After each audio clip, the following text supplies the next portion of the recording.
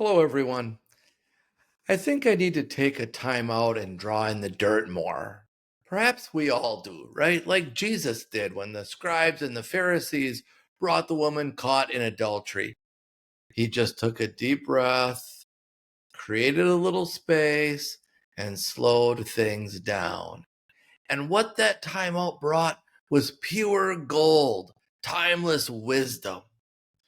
What the rest of us tend to do is rapid fire reaction. We often escalate by rage posting on social media, spewing the first thing that comes into our heads. It's all emotion, very little reason, and no spiritual wisdom.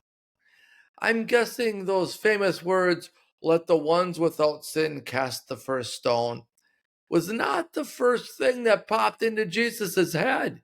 He was human after all. He might have been God as well, but he was also human. And when these guys showed up using the life of a vulnerable woman to test him like that, I imagine his human nature had a less diplomatic gut response. But he took a time out to draw in the dirt with his finger. The scribes and Pharisees were trying to bait him into a forced choice fallacy. Here are your two options, Jesus. There are only two. Which do you choose? Follow the law and stone her to death? Or dismiss the law like it doesn't matter and pretend adultery's okay? Which is it? Jesus, of course, didn't care for either of those options. So he drew in the dirt. This slowed everyone down, gave him time to reframe the paradigm. Smart guy, that Jesus. Wise. Darkness is always trying to con us into thinking there are only two options, and they are constructed to cede all power to shadow, making love and light seem like a weak choice, a fearful choice. This is a cunning game, and if we respond with emotion, we'll likely take the bait.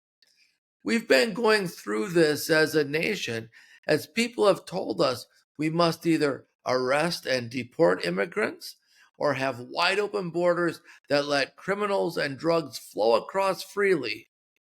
Likewise, we've been told we must either be intolerant of anyone who identifies as transgender or risk having children forced into gender reassignment surgeries. Do you see how this dark game works?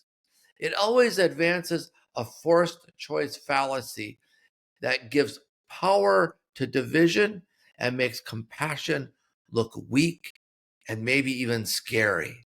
And when we bite, when we accept the overly simplified paradigm, we legitimize and give power to that darkness and division. Jesus so masterfully shows us a better way. Take time to draw in the dirt and then respond not from a place of passion or emotion, but from a place of wisdom and compassion. May that compassionate wisdom of Christ rain down upon you.